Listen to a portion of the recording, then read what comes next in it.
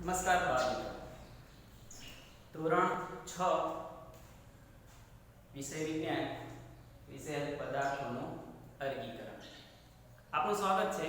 આપણે પ્રથમ વિડિયોની અંદર શીખ્યા કે પદાર્થનું વર્ગીકરણ શા માટે જરૂરી છે.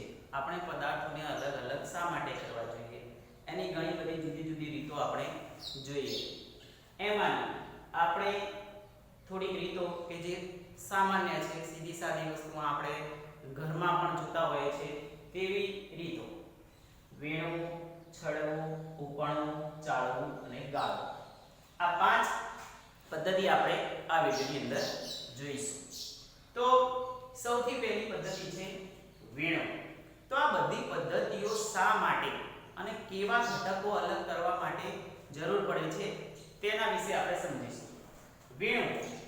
તો વીણવું એટલે સાદી પ્રોસેસ છે કે આપણે હાથ વડે અલગ પાડી શકીએ તેવા ઘટકો આપણે હાથેથી અલગ પાડીએ છીએ. આવા ઘટકો ક્યાં તો એમના કદના આધારે આપણે અલગ પાડી શકતા હોઈએ છીએ, ક્યાં તો એમના આકારના આધારે અથવા તો એમના રંગના આધારે આપણે એને અલગ પાડી શકતા હોઈએ છીએ.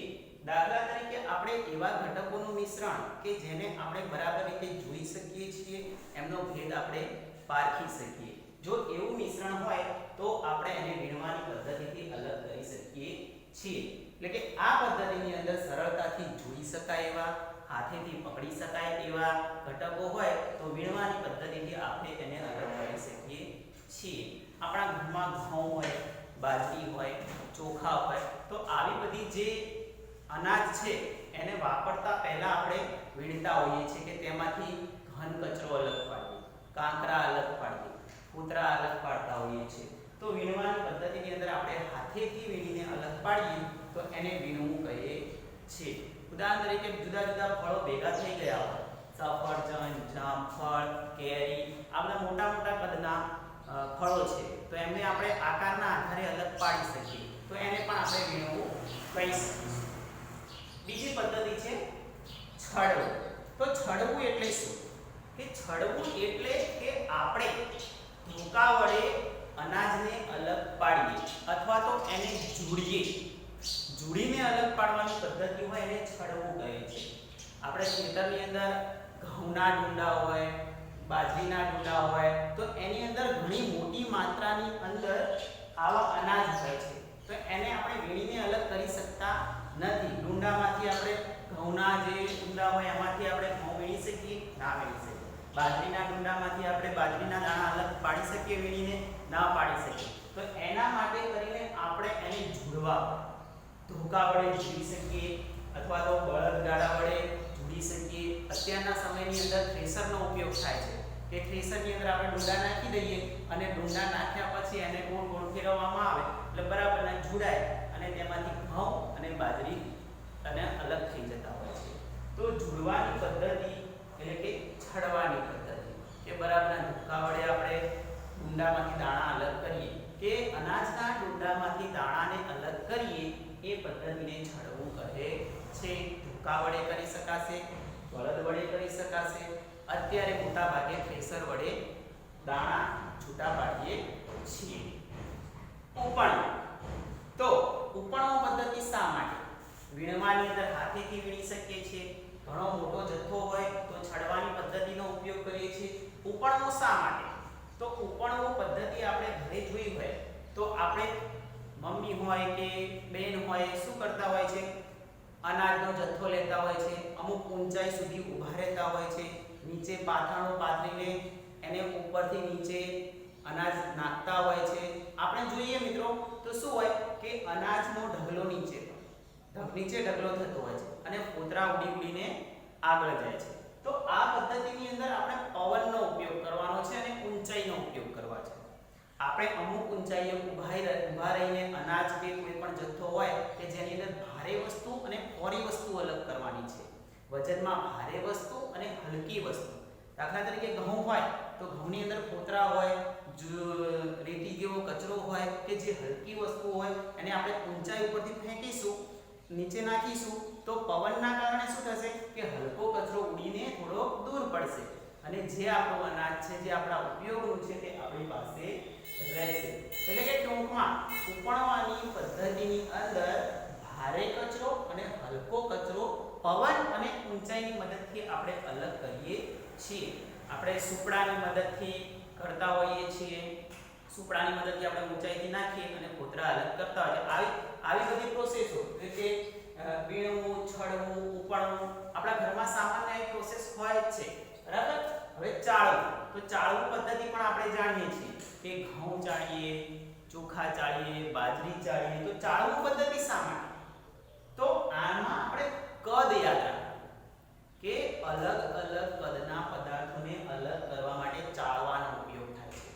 તમે બજારમાં મિત્રો જશો તો હશે ઘઉંની ચાળણી અલગ હોય, ચોખાની ચાળણી અલગ હોય, પછી બાજરીની ચાળણી અલગ હોય. અલગ અલગ અનાજ માટે અલગ અલગ પ્રકારની ચાળણી આવતી હોય છે. તો એનો ઉપયોગ શું? બાજરીની ચાળણી, તો બાજરીનું કદ પ્રમાણની જે બાજરી હોય એ બાજરી ચાળણીમાં રહેશે. એનાથી જે નાનો કચરો હશે એ ચાળણીની બહાર જતો રહેશે. મોટો કચરો હશે તો ઉપર હશે, જે વીણીને આપણે અલગ કરી શકીશું. તો ચાળવાની પદ્ધતિની અંદર અલગ કદના પદાર્થો, ધારો કે આપણે લોટ ચાળતા હોય તો લોટ ચાળી લેશું. લોટની ચાળણીની અંદર ઝીણો ઝીણો જે લોટ હોય એ ઝીણો ઝીણો લોટ એ નીચે આવી જશે અને એની અંદર જે ઘન કચરો હશે એ ઘન કચરો કેની અંદર ચાળણીની અંદર રહી જશે. આ રીતે આપણે અશુદ્ધિઓ દૂર કરી શકતા હોઈએ છીએ. મોટા ભાગે આપણે ઘઉં, બાજરી બધું દળાઈને લાવીએ, તેમ છતાં પણ આપણે ઘરે રોટલી કે રોટલા બનાવતા પહેલા આપણે લોટને ચાળીએ છીએ. એનું કારણ એ છે કે અલગ પ્રકારના કદના જે હોય એને અશુદ્ધિઓ આપણે અલગ પાડીએ છીએ. અને છેલ્લે ગાળવું, તો ગાળવું સામાન્ય, તો વીણવું, છડવું, ઉપણવું, ચાળવું. અને આ ગાળવું અલગ છે કે આ પ્રવાહી પદાર્થ માટે વપરાય છે કે જે પ્રવાહી હોય, પ્રવાહીની અંદર અમુક પદાર્થો ઓગળતા ન હોય પણ શું મિશ્રણ થઈ જાય એની અંદર, કે આપણે એને વીણીને કે હાથેથી અલગ પાડી શકતા નથી. તો એ લોકોને આપણે કેવી રીતે ગળણીનો ઉપયોગ કરીશું.